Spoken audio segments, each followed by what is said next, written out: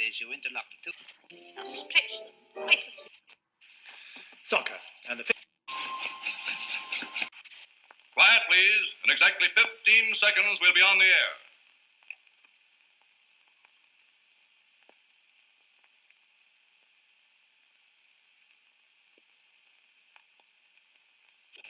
I felt like a reptile. Like a reptile. I felt like a reptile.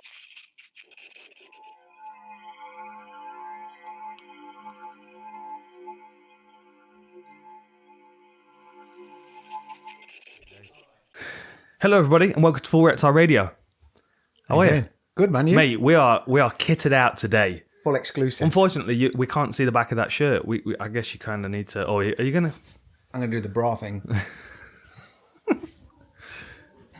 Yep. Almost. That is fucking awesome. Look at that. How's that? Oh, I'm going to need one of those. Yeah. I have... Full exclusive for me at the minute, unfortunately. I only had a medium. So. And the hat as well, although we're not going to be selling those hats, are we? Because they're too much of a pain in the ass to make. Yeah, Mandy wanted to stab me. And I've got my full reptile boxing hoodie. Are you going to do the bra thing? Do you want me to do it? Yeah, go for it. And I pull the hood up so you can't see my face for the rest of the podcast. Yeah, like your Mexican luchador mask. Oh, yeah. Cut holes in the back of the hood. Yeah, cush could. I've not thought about that. Oh, hang on a minute. See, the thing is, you've not got sleeves on yours. I thought you were going to say you've got tiny arms. I was like, well, There is that as well. I don't know. I saved that banter for Ollie, though. Yeah, because he bothered about it, didn't he? Fucking hell. This is not working very well. it's like it's stuck to my T-shirt. Yeah, but What's it's going now on? like a straight jacket. Hang on. Here we go. There you go. I might crisscross this. I might mate, Victoria. We should have just worn it backwards all the time. What are you doing, Victoria? What the fuck, bro? Kick me right in the I balls. was right at my balls. So there you go. So that's an exclusive. Here we go. So I had stickers made. Gotta go the other way now. Yeah, you got to go all the way back. It's like that Peter Griffin thing on Family Guy where he hurts his knees, like, and he just goes on way too long. They've added Family Guy to Disney Plus. Imagine how much they paid Seth for that. Can you imagine? Seth's rolling, man. Rolling. As long as he doesn't make any more films. Did you ever watch that A Million Ways to Die in the West? Yeah, I didn't know. Oh, bro. I know. I wanted it to be good, though. Oh, yeah, I did. But it was kind of kicked in the junk. There we go. Nice. Now I need to take it off because I'm too hot. You're about to say. Well, we've got treats today from Debs. It's not vanilla caramel ice cream. They have Debs. Yeah, they're from Debs. Debs made some nice hot balls. Chocolate salty balls. And I tell you what, Go on. our good friend Steve Smith has hooked us up with a bag of Really? toys. Mate, honestly. So, obviously, he added a few of British Bulldog, was it? No, this one, Hacksaw Jim Duggan. Hacksaw was his, yeah. Davy Boy Smith came from my loft. Yeah, so Steve Smith, not the American Dad Steve Smith, our friend of the podcast, Steve Smith, he was like, oh, I found a few more action figures. You're going to lose your shit. I'm buzzing. You've had this for weeks. Mate. And I've actually been in touch with Steve as well. He's like, I'll send some more bits. Is that right? So all I've done is this. And put it away. And then I put it away. And I've not looked at it. But I'm going to pull a couple out and then I'll empty them. Well, first of all... Dude. It's a fucking Rancor. Rancor. Can you remember the one where it was the full-size one and you could actually get a figure inside it? He's body popping. Oh, Yokozuna. You know he's Hawaiian. Yokozuna. Is he really? Yeah. Yeah, so he was... You know the head shrinkers? They Yeah. were his uncles. And there was the ones before... So there was a tag team before him. Is that Ric Flair in a row? Mate, Dude. that's awesome, isn't it? Yeah, I'd have lost the robe immediately. I never liked Ric Flair. He had a beef with Macho Man at WrestleMania 8. Did he? Yeah. And he was trying to make out that he was having a word with Elizabeth. And Macho Man was like, ooh, brother. He wasn't happy about it. But yeah, I'm never a fan of him. Look at the size of that. That's a wicked coat, though, isn't it? Gown. Mate, you know the actual amount of plastic you get per figure? This is the one I'm most excited about. You get 3 more out of it. Yo, that's the first release of the Boba Fett in Look at 97. How beautiful is say. that? So that is the first release of when they remastered, I think in 95, the original 3 movies. Then when episode 1 came out, which I made bank on at college, because I got a reasonable copy. Has enough time passed? You're not going to get arrested for Nah, this, fuck are you? it, would be right. I even sold it to one of the women in the Derby Market Hall that sold tapes. Like, you used to go there if you wanted to get some green, and all you had was like season 1 to 3 of Friends, and trade it in. And because I was at art college, I think I told you this before, my mate worked at Another World, which was at Forbidden Planet, and they sold postcards. And then I went to the video shop, and because DVDs were getting massive, you could get like 30 video boxes, empty cases for like £1, because it was a pound shop. So we got this pirated video, and we'd had 2 or 3 VHSs set up, and we were just banging these copies out with Jar Jar Binks on. Of course. And then we'd put them into one of our This was video before boxes. most people realised it was shit, right? Oh, for real, yeah. We made money before they realised it was 'cause shit. It was obviously back So in the day you with got America. the word around. Yeah. So it probably crashed in cinemas in the You UK need to because watch this. Yeah, but I made money. So because we were at art college, we got all the black craft paper we could find. Yeah. Put that in the sleeve of the video. Got a postcard from my mate. Slipped that in the front. Oh, you went pro then. Production value was on point, but the film was shit. So it was one of them where we did that. Very good. That was nice, man. Yeah. It's not as. Problem is, the only good thing about the everyone movie wants is Chewie, but no one wants that impression. But the guy that played Darth Maul, was it Ray Park? Yeah. The Taekwondo guy. Yeah. And he came to do a signing at the same That was Another a World wicked Forbidden costume, Planet. that was, wasn't it? Dude. Well, I told you before, didn't I, that my mum's friend was a costume maker for Fifth Element and Episode 1 and a load of other stuff. Fifth Element's a good movie as well, wasn't it? I came into our kitchen as a kid and I walked in and she's doing sewing Anakin's robe. And I was like, what are you doing? She was like, it's for Anakin Skywalker. And I was like, what's an Anakin? And she went, oh, that's Darth A Vader. mannequin? Darth Vader as a kid. I was like, shut up. Well, like full tilt. And she was like, no, before he got sliced up. Before he got pissed off. Yeah, before he got stabbed up and made wet in it. So how are you anyway? Yeah, wicked, man. You got attacked by a lasagna. Right. I mean, you mentioned it earlier, and I it's did. just been bounced around. I've been trying to figure out how there's possibly a story about getting attacked by a lasagna. I was a very typical stupid man with man logic. And I'm sure you do this. It's like when you go to the supermarket and they go, do you want a bag? And it's like, no, I can juggle. And you've got way too many things. And you probably should have bought a bag for 5 pence. But you don't. All piled up on you. Yeah, literally just fucking juggling this shit back to the car. So I went to our freezer, which is one of the like fridge freezers, taller than me. So what am I, 5'9"-ish? So this is like a 6-foot freezer. I'm only saying that because of the distance this fucking ice bullet dropped. And it was one of them things, you know, the individual lasagnas you get from a supermarket. We had one in the fridge and we got to the point where you do that thing, you're like, oh, that's close dated. I'll dunk it in the freezer. So this wasn't a cooked lasagna No. then? Oh, No, well, that would have been way better because he would have just scolded me. Oh, shit. It's head. So Stacey's cousin Paul, better known as Ted Feckintastic, has got us into double XL ice cubes. Better known by who is Ted Feckintastic? The world. Oh, okay. So... Well, now he does. Now he's yeah, famous. that's it. He's immortalised. Yeah, immortalised Ted Feckintastic on the rave scene. So he got us into these massive ice cubes because you put them in your drink and same ice cube every time. One of them big things. It's a big square. Yeah, I've got some skulls in the Yeah. in the. They're I fucking don't use wicked. ice cubes though, so I don't know why I bought it. No, They're but it's cool. though. Yeah, it is cool. It's like the Death Star Suck on one. a big skull. Yeah. So I was trying to get that tray out, but then I needed other bits. So I was sort of balancing it up. And our freezer has got bits that you just poke everything in. It's not drawers. The drawers start, that now I know, exactly opposite my shin. Oh, nice. And it sticks out by about, 4 or 5 inches. So I kept trying to push this lasagna back and trying to juggle everything. And at the same time, I'm concentrating on my ice cube. So I literally gets this lasagna and shoved it into the top. And it didn't go, so I pushed it again. And instead of saying, why don't you move something and make sure it's got a flat base to sit on, you fucking dickhead, I just shoved it hard and tried to shut the door. At which point, it went like the fucking Jamaican bobsled team, off the top, it hit the shelf and went directly 90 degrees, wham, into my shin. Mate, if it hit the dog, it would have killed it. All I wanted to do was cry or tell someone. And the girls you got upstairs shin got kicked by a lasagna. Mate, so you know now when I'm watching someone getting one leg kick, I'm like, it's only one. You'll be all right. I know you've got your party trick. It's like, yeah, but it's not a lasagna, is it? No.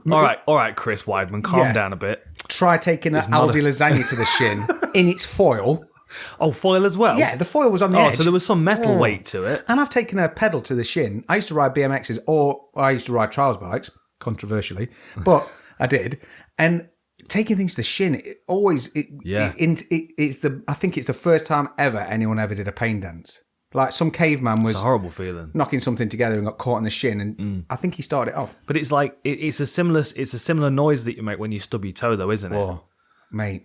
It's like a Well, it's that you don't want to let anything out, Yeah. because then you've lost. yeah. Like where we went to Cornwall, and we're in a caravan, and with caravans, as you know, everything's sort of it's tuned down to the point where they've taken all the fine edges off stuff. So like this table has got like a nice finish, whereas that's like got a really rough edge on all the fucking beds and stuff. So the amount of times I'm trying to creep through, because Moo let herself out. First night we were there, she went sleepwalking Oh shit. out of the caravan at fucking midnight. We wake up, come running out. I've twatted my toes through a 4-foot room 75 times. So I get to the door and she's at the door like, what are you doing? Trying to get to my bed. And I was like, you've walked out your bed. You've gone to the car, mate. You're outside. Shut up. Like full aggro. Really? Yeah. So every night, and not only am I trying to make sure that she's not escaping her cell, I'm also watching my fucking toes, because everywhere it's like the caravan. You have to tie a bit of cotton around your little toe and tie it around her wrist, and then in the middle of the night you I'd feel lose you my fucking toe, mate. I sleep far too heavy. Honestly. dragging you to the car park. Yeah. Just sliding along. Sliding through past the swimming pool, and she's like, go find my bedroom. All right.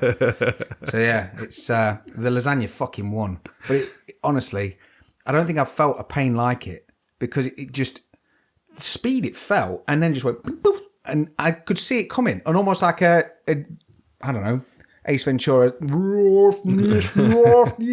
it just bing. You know it was coming. Yeah, it was horrible. Yeah, that's no good. I'm going to eat it out of spite. And the foil. Well, at least you win in the end. You Yeah, know what I fuck mean? it, yeah. At least you know. What else you been up to?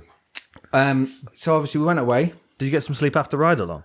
Dude, I drove back from Cornwall the day before that, and I stayed up with David on PlayStation, because I hadn't been on PlayStation for a week, so I'd had my withdrawals.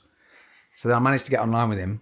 There he is, the most hated character in any franchise of anything ever. He didn't deserve it, did he? No, I quite liked him. He didn't deserve it. Especially when he It's put not his head in fault. between the pod racer.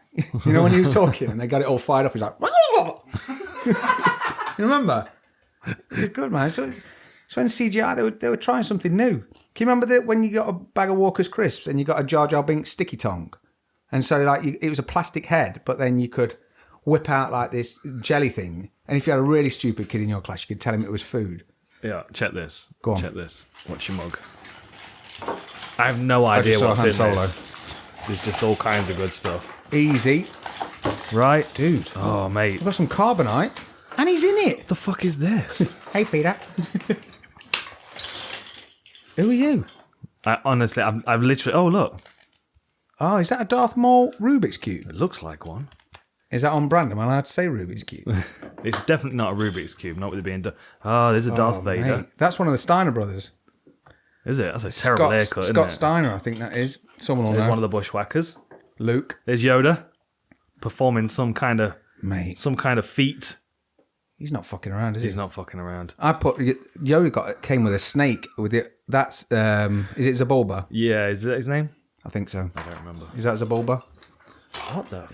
Oh shit! He was the pod racer dude, wasn't he? That had him as a slave. Check it. Holy shit! Oh, that's the one of the things that they fight, isn't it? Didn't it race up the side of the? You know when there was the Jedi's last stand. Oh, maybe. Yeah. He's gonna need some work before he stands I up. don't think he got the credit he deserved with his weird. That's a thin legs. little old. Oh, Rubber wow. Jar Jar Binks. Jabba. Oh, mate, I've got to tell you about Jabba. Go on. So, while we were in Cornwall, we were stopping on a haven site, and so we use it as a bit of a base camp, because obviously you get a swimming pool and all the rest of it. So one night we went in the arcade, take the kids in the arcade so they can win their tickets, and it's one of them things where the 2p pushers give out tickets. Everything is ticket based. A fruit machine is ticket based, and you basically win something like 1,000 tickets, and that's the equivalent to one Chupa Chups lolly, which is Right. fucking insane. But you can't tell them, I will just give you the 30 quid you're going to spend in this arcade to take to a shop, because they want to go through the process. Well, there's one claw machine that was basically, it was a prize every time. So no matter what, it cost you 2 quid as opposed to a quid, but you were guaranteed a win. And they had these, they're called sum-sums, and they're like a little teddy bear that looks like the size of a Swiss roll. And basically, Disney have got the rights of these sum-sums. So you've got Star Wars sum-sums, Harry Potter, or I think it's Harry Potter maybe, or Guardians of the Galaxy, all the Marvel. There's fucking everything. Star Wars, the lot. So we walk around this arcade, and this little kid's gone up to it. And we stood watching him. And because he was about 12, Moo's about 13, there was this weird tension between these kids. And I just stood back, let him crack on. And he managed to pick up 2 at once. So he was like flexing, like the big man. Moo's never played this game before. Went in, and I said, hey, you have a go now. And I said, you got to try and beat 2, though. And she's like, I know. Because this kid still stood there. So he stood there with his 2 sum-sums, really buzzing with his little mate. And Moo, no shit, dropped the claw, got 5. And I was like, what the fuck? That's the best shit ever. So literally gets this thing, drops 5 of these teddy bears out, and obviously shares them with her sister. But now thinks every time she's going to get these 5 teddies. But there was only about 8 different variants in this box, in the cage. So I got to the point where at night, when we were going home, she wanted to go on this machine again. So I was like, yeah, no worries. But I had to shake the machine if she picked up one she didn't want. So I'm literally vandalising this fucking claw machine. She's like, no, I've got a jabber. I'm like, fucking hell. One sec. We've got a Boba Fett. We've got a Jabba the Hutt. But there was one she wanted. And honestly, she must have picked up everything but Princess Leia. And I thought there's got to be a security camera of some arsehole in a full Reptile t-shirt and hat and socks. I'm not a company man. Just fucking smashing this machine to pieces. Honestly. Those 2p machines, though, I did spend hours on them. Yeah. Because it's just like, you could have one in the house, couldn't you? Yeah. It's just like, it's quite meditative. You just kind of, but there must be a trick to it, right? Yeah, well, the logic is genius because no one ever walks away. Like, if you go on a fruity and you drop £1 in and you take 16 quid, you might think, someone's just filled that. I've emptied it. I ain't putting fuck all else in that. I'm walking away a winner. Mm-hmm. Like, even if you take a £5 into an arcade and you play a couple on a game, fruity, you might get a bit. If you change £1 into 2 pences, you've got 50 goes. 50 goes. Chances are you're going to drop maybe another 20 goes. But you're not going to go, fucking hell, 40 pence? Cash me out, dickhead. You're going to put the fuckers back in. Yeah, of course. So it's not worth anything to you. It's the time more than. But that's why they've started doing these tickets. And the other thing is they put shit on the 2p's. And that, to my kids, is like fucking crack. It could be, so you got to try and get it to tip over so and get the toy as well? Yeah, so a pencil eraser, like a pencil eraser. Yeah. But it's shaped like a Yorkie. I don't even fucking like Yorkies. But they're like... Shaped like Jabba the Hutt. Shit like that. So like cheap knockoff shit just sat on the edge of these 2p's. So that then becomes the whole fucking mission. But honestly... It is good though, isn't it? It's like wicked. Seaside arcade, stuff. Mate. I used to go down to Cornwall all the time because we used to go down there and camp and spend all day on the beach and bodyboard and that kind of stuff, and then arcades and fish and chips and stuff.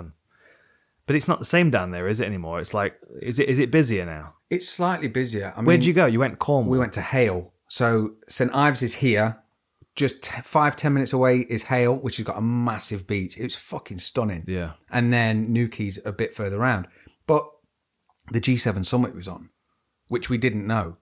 So as we're pulling in, I literally pulled in a police station and 4 paddy wagons came in behind me, like full police, like the Rigor wagon. Yeah. Bigger. Mm. And I was like, are you right, lads? And they're like, oh yeah, we're just getting fuel. I thought, fuck, man, I've literally just driven 7 hours, pulled up and fucking 4 police vans. I'm like, I've literally got nothing with me.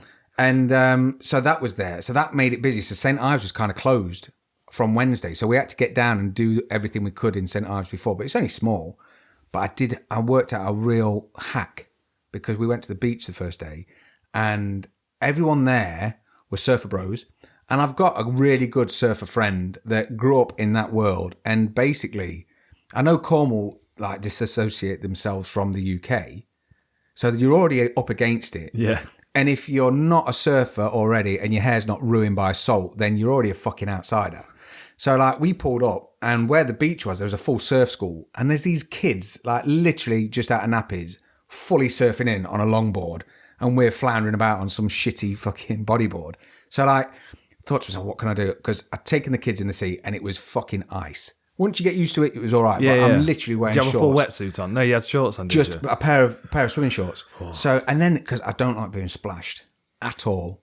Don't splash me, even if I could be like the hottest in the world, but just that, just that aggravating fuck face. And obviously my kids know that I don't want that. So that's what they'll do, because they're wearing full wetsuits. So as I'm in St. Ives, I said to Stace, I'm going to find a wetsuit, but I'm not going to go to a shop because I'm a sensible kind of guy. Let me go to British Art Foundation, somewhere like that.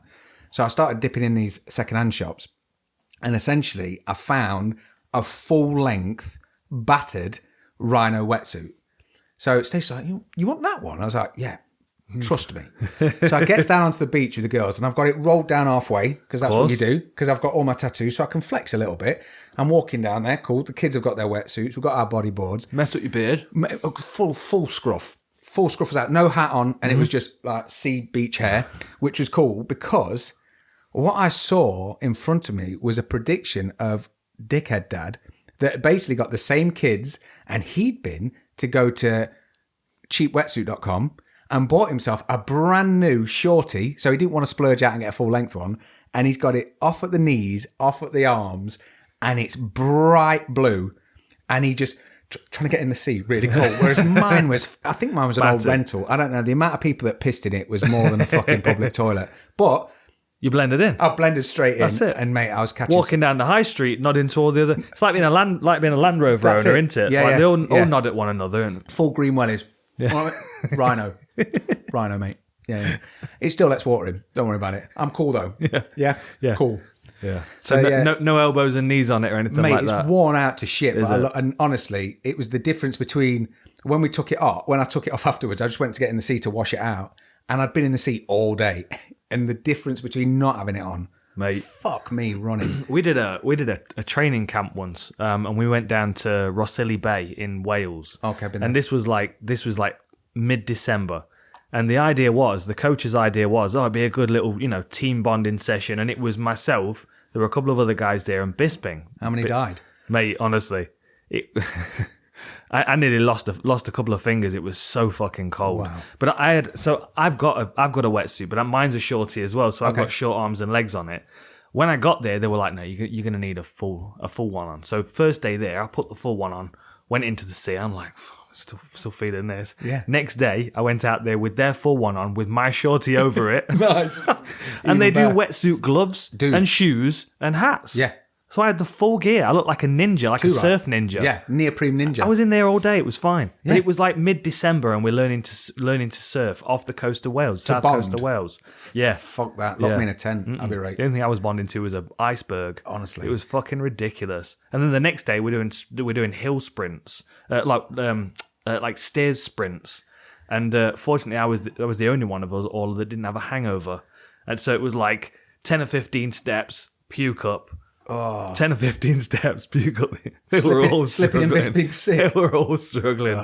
And poor old Andy Harvey, who was a big old farmer, he didn't realise what we were doing. So all he brought was his Valetudo shorts. So he's wearing like a bodybuilder sweatshirt. Like it's got the big cutout neck. Where's the neck? Bit short on the arms. Don't need a neck. Valetudo shorts and steel toe cap boots. And he's doing hill sprints in these, puking up. And mate, it was just one of the most hilarious sights. In steel toe cap boots and Valetudo. Steel toe cap boots and Valetudo. I found my Valetudo shorts the other day. The ones up here? Did you see them? The Tapout ones. They look like the Pat Miletich originals. Can you go and grab them, Mystery? Will you I reach? think they are... Hit a left straight into the gym, up against the wall. Next to the glove wall. Down the far end, Mystery. Oh, yeah, on the top shelf. On the top shelf, there's a Yokow t-shirt. Yeah, Yokow sent me a pair of gloves. Oh, nice. Very fancy. They're very fancy. The ones with all the print. They've got like a white lion on them. Oh, nice. Yeah, there they are. Look at these. I mean, these are proper like 1998 UFC. They're OGs. Look at those. I mean, these are literally the same ones that all the fighters were wearing back in the day. Who made those? These are Tapout. So because Tapout started doing the vinyl press on blanks. These were one of the the original ones that they did, yeah. Wow. And I've got one of the original Tapout, the long sleeve white shirts. Yeah. Sorry, the long sleeve red shirts with the white just says Tapout Yeah. small there and big on the back. I think Pat I Miletich didn't was the realise first I one, still wasn't had he? these. I used to wear an all black pair that Yeah. had Tapout on both sides because they sponsored me for ages.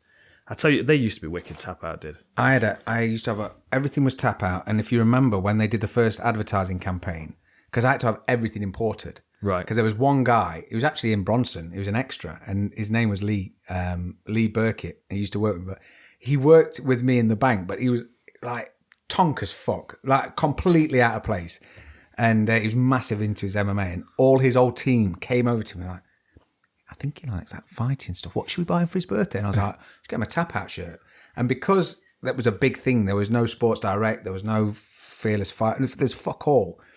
And all the advertising campaign was like a really slim girl in oversized men's t-shirts with like just a pair of pants baseball on. cap on. Yeah, or like sat on a toilet Yeah. with her pants down around her ankles, but with a pair of Tapout shorts in between her. And you're like, it's weirdly making you want to buy something. Yeah. What the fuck? Like, whoever thought that up was... It worked though, didn't it? It was did. masked. It was Charles everywhere. Lewis. Yeah, mate, he They were smashed awesome. it. But they were literally like printing shirts, selling them out the back of their cars at like King of the Cage and Gladiator Challenge. And there were very few companies making MMA stuff. Like a lot of the stuff was being brought in from Brazil because of like, Valetudo shorts. Yeah. And there was like Hot Blood and Vitamins and Minerals. Yeah. Gameness was another Yeah, one. They Bad were all Boy the was- Bad Boy, of course. They still around. The original Bad Boy with like the Of course, motocross. with the eyes. Yeah. Yeah, Justin Gaethje's got that tattooed on his ribs, hasn't he? Mate, that is instant for me when I see... I mean, I know I've just said I've been to Haven, which is probably one of the best places to find bad tattoos other than a gym. But it's one of them where... Yeah, Hardy Warlord's got a few, I'll be honest. Mate. It's- I mean, and hopefully... I'm not saying that mine's the best in the world, but you look and I just love bad tattoo watching, especially when... I mean, David Beckham put it on his Instagram and he was like, this is what we do when it's hot in England. We take our top off. And you're like, well, yeah, you're kind of right.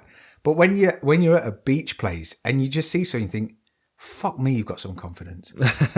Because, I mean, I'll strip off anyway, I don't care. But when you look at some people and they're worried to do it, but then you see these fucking absolute units of people that it's like, he's had a tattoo that's sort of half finished, then changed it to a different woman's name, and then it's just now all black, and his mate did it in the garage, and you're like, fuck me, man, Yeah. got one canvas. Got his old team name across his back shoulders. Yeah. Crossed out. Yeah, mate, honestly, it's... you could do it in MMA though, you know what I mean? Like the amount of bad tattoos. One of my least favourites is the ring around the arm that doesn't meet on the underside. Yeah, the ones where they didn't go there. You're like, yeah, what are you doing, bro? Just finish it. Just this. I mean, it's an inch. It's Yeah. gonna hurt a bit, but It comes keen, but I mean, Yeah, but fucking come on. I've had my armpit done like that. That's Yeah. sore. Where was the worst spot you got tattooed? Definitely my ribs. Was it? Yeah. Apart from, I've got it on my chest here, and when he sort of hit here, it made my ear burn, and my ear started wiggling. Yeah. And he was like, and because he's one of my friends, so whenever he knows he's hurting me, he just stays there. Of course. And he's like, why's your ear doing that? Trying to film it with his other hand. I'm like, yeah, I don't want you to keep doing that, mate. That and laser. Laser was probably the worst thing. Yeah, I've never had that. I've been in the room when other people have been having it done. Like Robert Foe in Vegas. He showed me a video on his phone because he'd had 2 full sleeves and a chest piece done like years and years ago, like prison tattoos. Because he was the prison tattoo artist. I mean, he showed me one of the guns that he'd made. It was Genius, quite right? amazing, really, Yeah. quite amazing. And some of the work that he could do with one of those machines was incredible as well. But obviously, compared to the tattoos that he's my portrait guy. He did my Bruce Lee and my Hunter S. Thompson. Like compared to Not with what a he biro. can do, Yeah. you know what I mean? Like what he Insane. had. So he was like, he bought a laser machine for the studio. Is it LV? I can't remember what his studio's called. Skin Design. Anyway, he took all of his sleeves off and all of his chest piece to have it all redone. But he literally had like all of his tattoo apprentices around him with like big bags of ice. Honestly. And they had him laying on this table, and it's got that like snapping sound, don't they? Ugh. Oh. Like, and they were just like doing waves and waves of it. It just and then turns it white. It's weird how it disappears. Yeah, feel it. But as soon as they stopped the laser, they were just dumping the bags of ice on him. Yeah. So it was like, and he literally just took off both of his arms and his chest. Awful. I got tricked. Tony, the same guy, Ink Kings. So he started at Egg. He'd moved back from Canada. And he basically moved back and was in the green room and I was floor walking. And we instantly like hit it off because he used to be a graffiti artist, he used to be BMX, he was a photographer. So I literally sat down with him, and it was nearly my 23rd birthday, something like that. And my team had done a collection and said, we'll pay for your tattoo. And I was like, oh shit, I don't know what I want, but I wanted a half a sleeve. So I sat down with Tony, and he literally sat down, drew something, and was like, this? I was like, fuck, exactly that. How the fuck did you know that? And he knew a girl, and she tattooed it on me. So for years after that, because he basically started by designing, then he got his guns, and then basically, once he'd got his guns, I just farmed people to him. So it went from being like, you need to do me a favour, to now he's charging money. So it gets to the point where he's got really good, and he's only about his third shop. And obviously, the majority of mine, apart from one, he's done. And I went in, and he went, mate, you've got to see this. And there's this little globe sat in this little back room. And I was like, what the fuck's that? He's like, laser. I said, you can't have a fucking laser machine in a tattoo studio. It's counterproductive. He's like, no. People want to take one off, put one on, fucking gold. So I was like, all right. He says, let me do that original. He said, I've never liked it. Let me fuck it off. I'll put you a new one on. And I was like, no, mate. I know how much that hurts. You can just extend it. He was like, he refused to do any work. So he said, let me just let you see how it feels. So I was like, all right. Because I'm worn down at this point. All right, fair enough. No worries, dude. So I sits in this chair. And essentially, you hold it about an inch away from the skin. The further back is like the further you're twanging an elastic band. So like if he's from here hitting you, it's going to really it's like a fucking hurt. Bullet. So he sat me down, and there was essentially, it was still Maui, but it was like a love heart shape that he traced within a second. So within that second, my arm had then blistered up, gone white, and ruined fucking everything. So I looked at him, and I was like, you're not showing me fuck all. Like, you've started. And he went, I got to now, Anna. And just did the whole arm. Oh, no. Then told me, you're only meant to have it in 10-minute sessions at this laser level. And he'd done me for 45 minutes, laughing his fucking head off. At one point, his missus came in to try and stop him, and to which he pulled back, but kept the trigger going. So it went. It was like paintballing. I was like, this arm's dead. Platoon. It was the fucking worst. And no. So I had 3 sessions of laser, and it got to the point where it was nearly, like you can see little bits here. It got to just before I had it redone, and Stace said, I think you need another one. And I was like, I think you need to shut your fucking mouth. Don't tell him fuck all. Don't even mention it to him. And she was like, okay. So it covered enough. But yeah, I mean, he tattooed the armpit. It goes into my armpit. And then he had to laser that.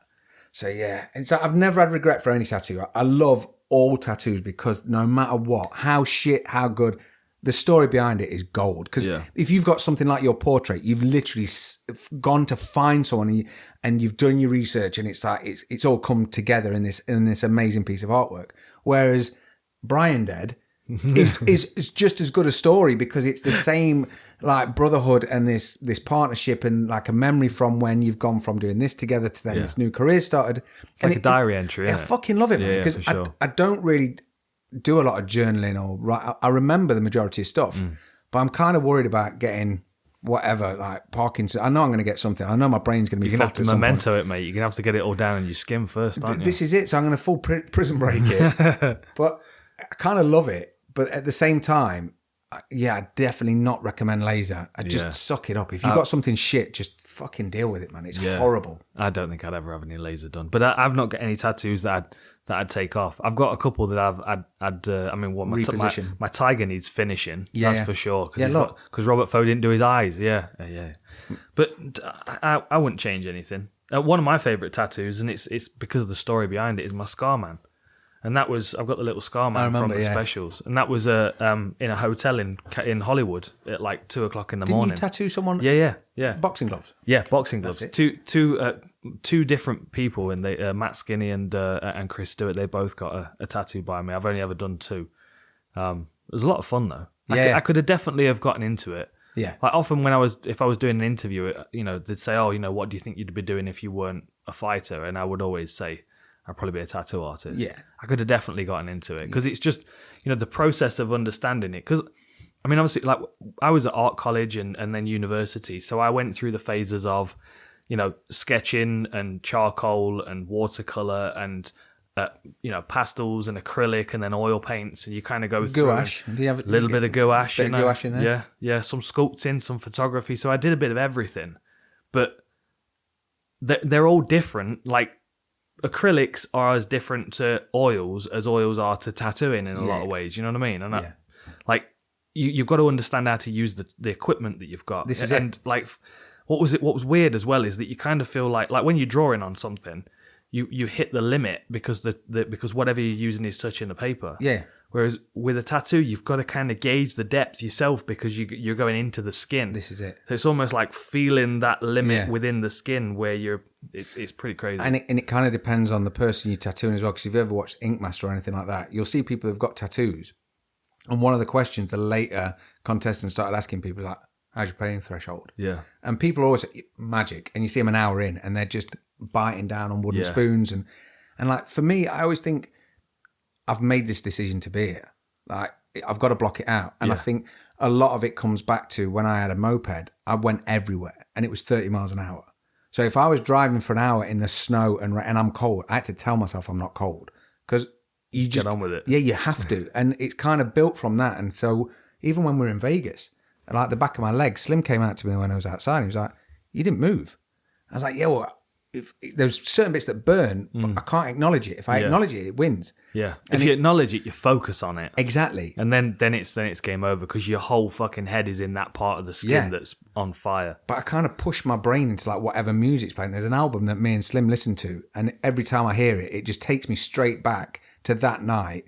And it's a wicked memory, but the music is the thing that I completely focus on. That and Mystery stood about here from me lying down, and he's looking at this flash art and literally chose like 5 things, then changed, but then you end up with your hand, right? So it's all comes back to like your focus point, because people used to say to me with Tony, I mean, he's a fantastic artist and he's won awards, but he's one of them people that was very similar to me at Egg, that you either had a load of people that knew exactly what you were and who you were and kind of understood it, even though you're a bit fucking Larry and you had Tourette's and you'd get shit done, but it's unorthodox.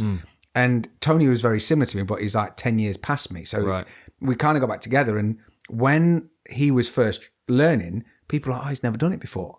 I was like, yeah, but regardless of how good his technical skill is, his artwork is always way better. Yeah. So it was never a fear that he was going to do something wrong or fuck it up, because I knew that he was a good enough artist. It was more of a mastery of the equipment. Without a doubt. So then it got to the point where every week I go and see him and he'd have like pneumatic machines and then this machine and this digital machine. And now he's airbrushing. He's got into doing airbrushing race helmets for people. Is that right? Yeah. And honestly, just that level of focus for an artist, and to be able to stand back and see him come back to Canada and be broke and then working in the same similar industry to me where you're basically surviving, to then go out and try something and actually flourish into this award-winning artist that then's gone, do you know what?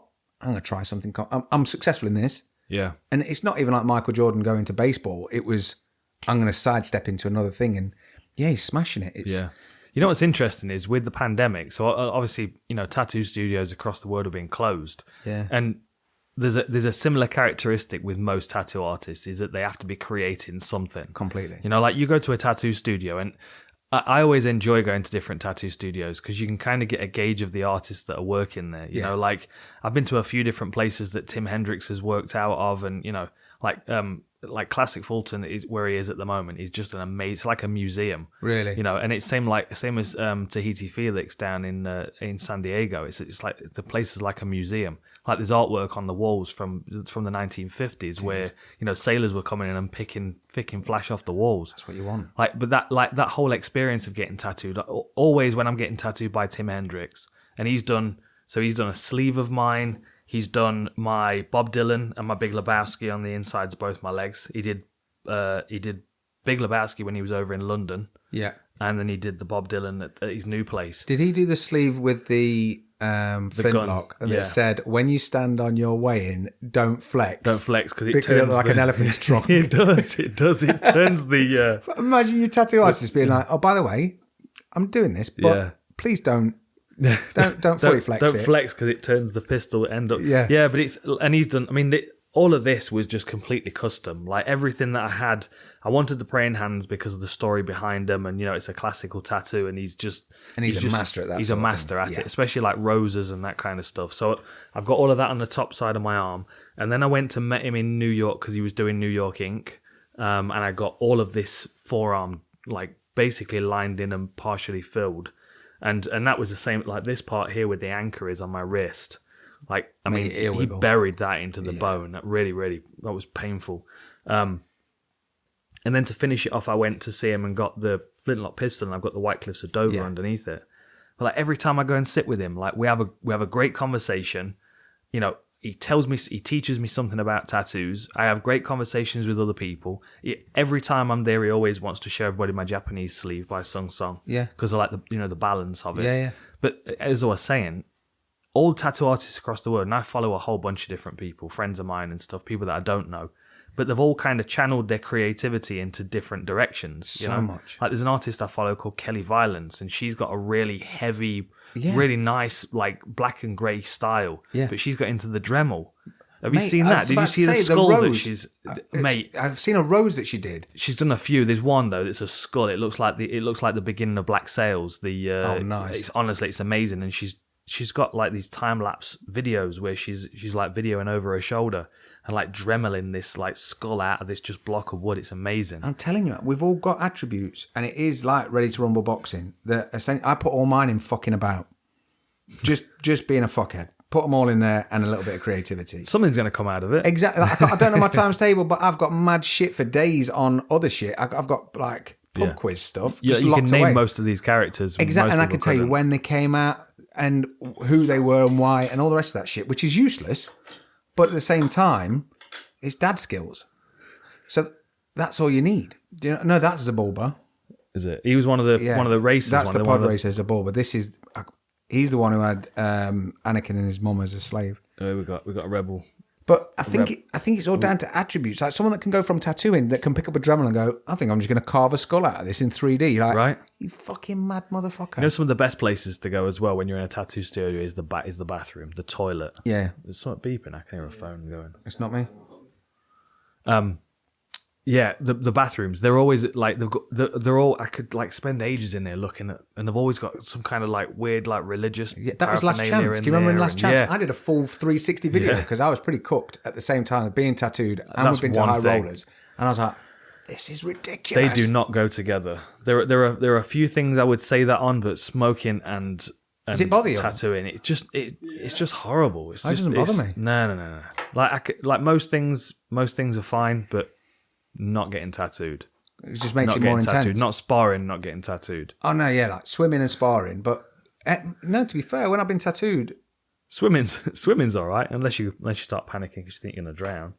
Then you're just downhill. Yeah, oh, mate, Ultimate Warrior, dude, look at the size of that do.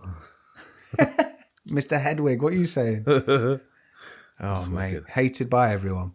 But yeah, it's impressive. I like to see that. I mean, I think anyone who's known a tattooist as a friend or anything and started at someone's kitchen table or been somewhere and sort of tried to help them, it's one of them things. It's still seen as kind of a dirty art. It's like still, people still, well, what are you going to do when you're older? And it's like, well, hopefully I'll still have my fucking arms, mate. But I have a story. Innit?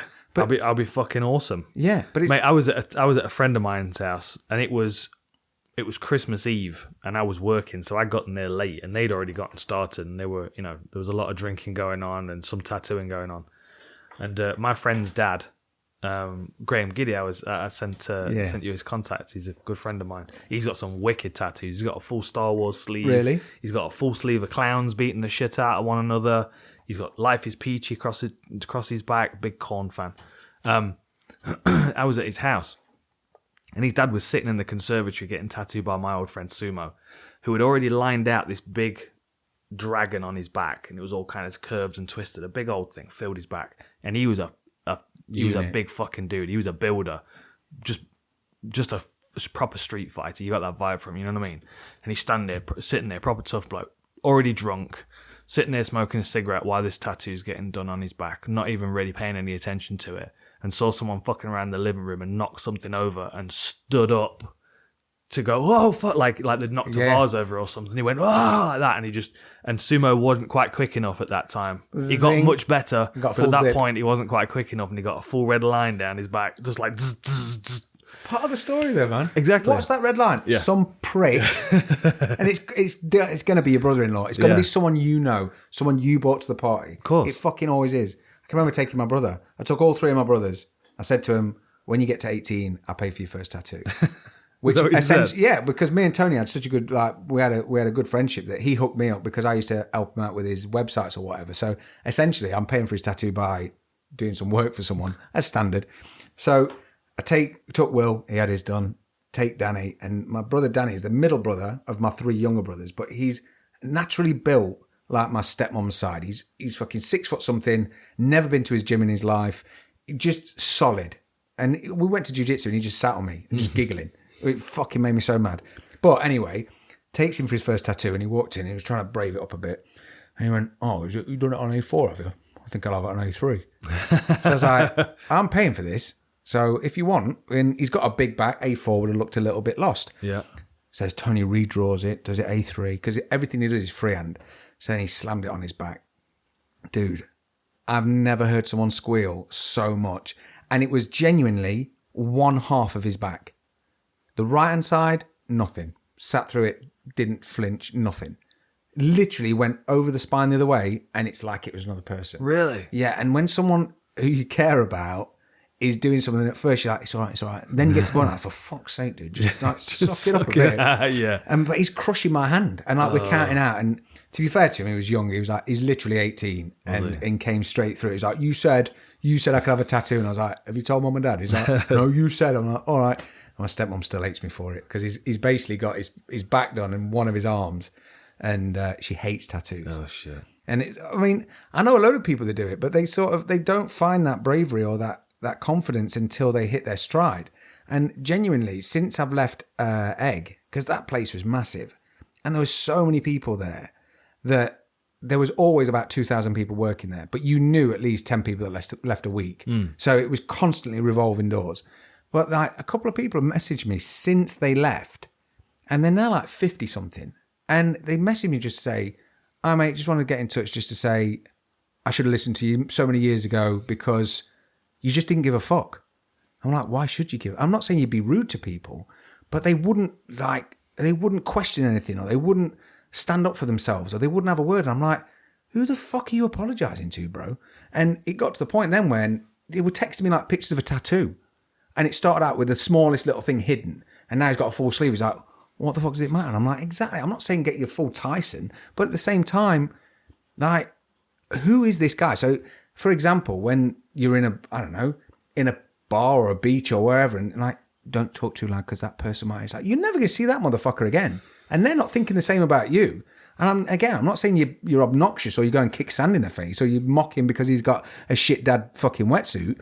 But but you do. You just guide them. You just wait to do a podcast and do it on there. But it's more about like, you're only here once and you're not here for long. Like, I'm 40 now and I was 20 10 minutes ago.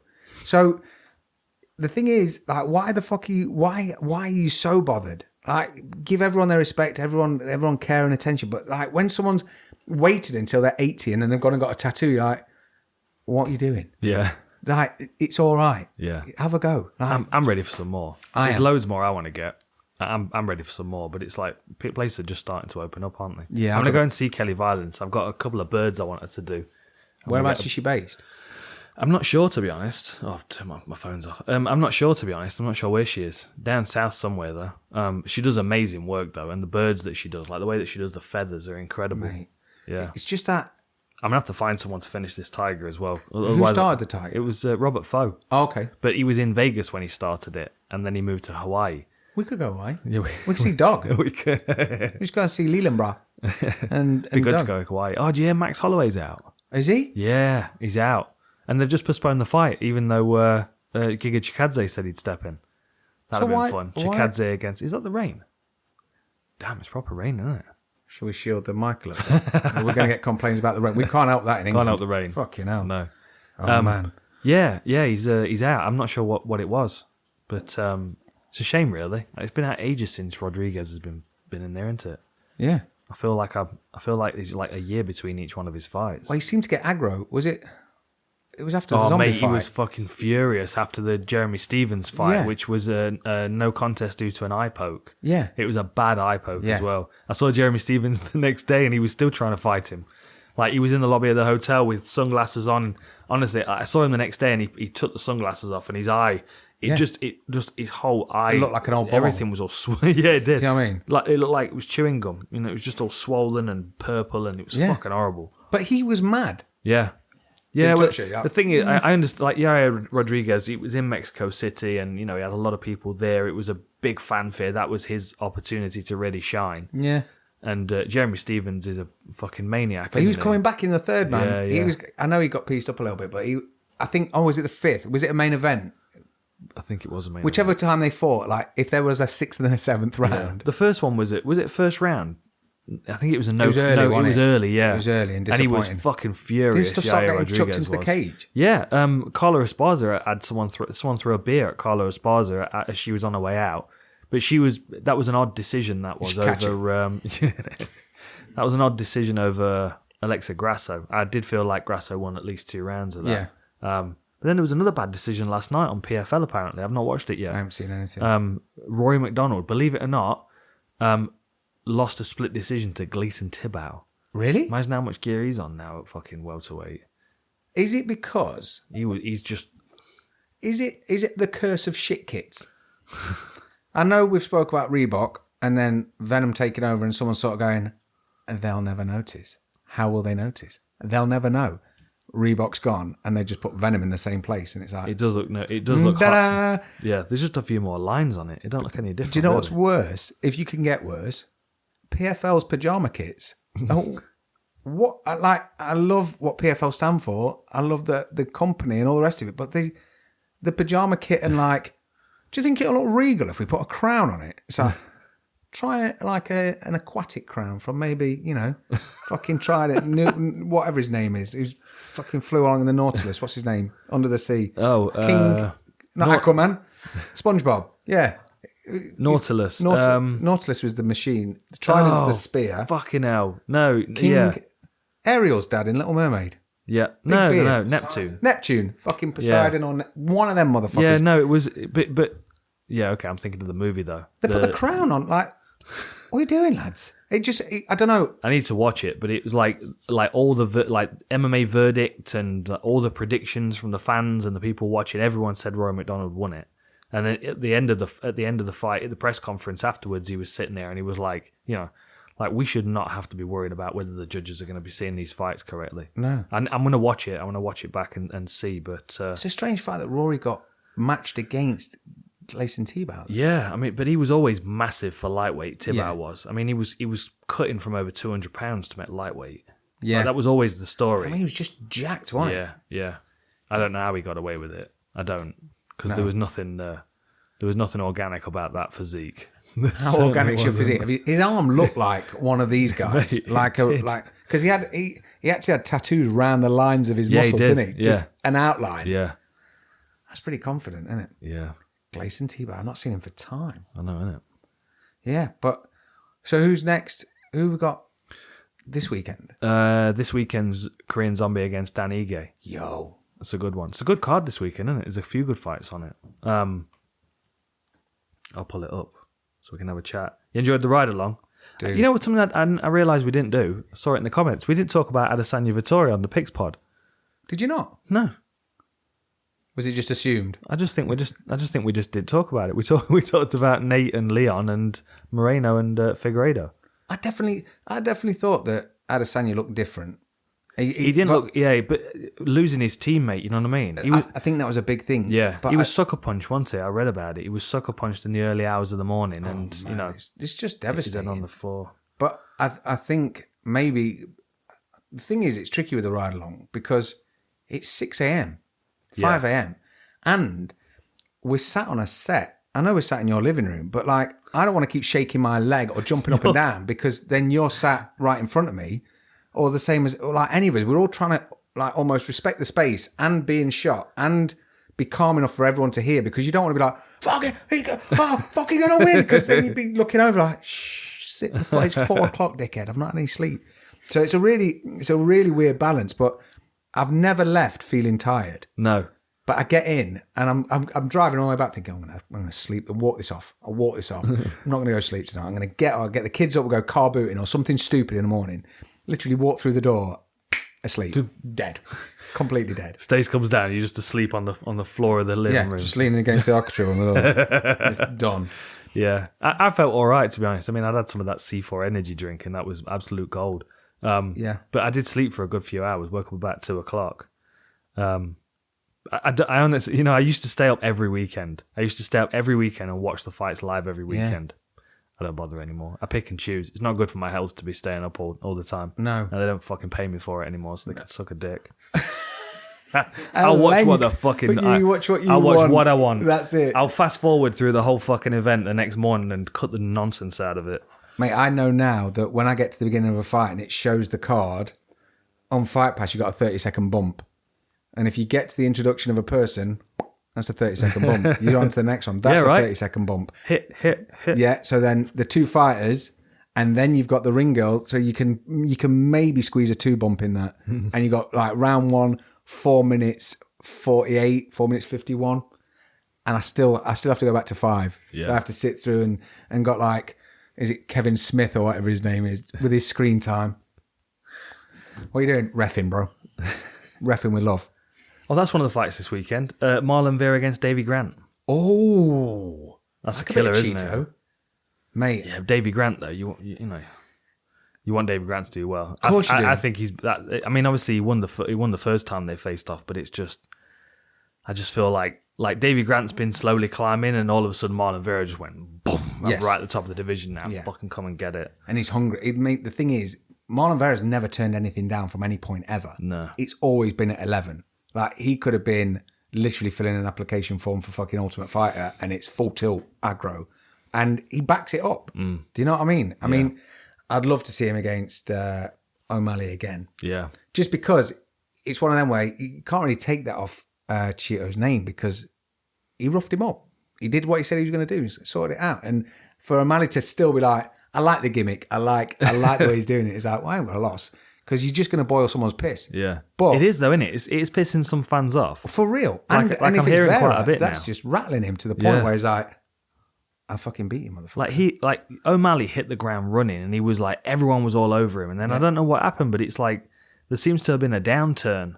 Yeah. And people are a little bit like, I'm not so sure anymore. I'm not so sure. It's I interesting like to see him. that. I mean, the thing is because he's such a loud character. Like, it forces you to have an opinion on him. Yeah. Whereas, like, say Dan Ige in the main event, most people don't even have an opinion on Dan Ige. No, they just because know he doesn't force you motherfuckers to. out. Exactly. But it's a bit And like- everyone's got an opinion on Korean Zombie because everyone loves to watch him fight because he brings it every time. you get your money's worth. Even if he loses, he brings it. Yeah, but that's a bit like with Davy Grant because you've almost got a Leon Edwards scenario because Bit nice, bit quiet. so nice. Very I've technical. messaged Leon a couple of times and he's just come back like it's me texting one of you. Yeah. And it's always a really nice interaction. But, I mean, the guy, when you look at where he is, I mean, if you use someone like Connor, he came in and essentially shook the fucking beehive so hard that he was getting attention on his debut and then cementing it and making a point. Like, Leon's on a 10-fight streak. Yeah. And the scalps that he's fucking rattled off are insane. Yeah. So then to think that no one gave a fuck because Mate. they're all like going...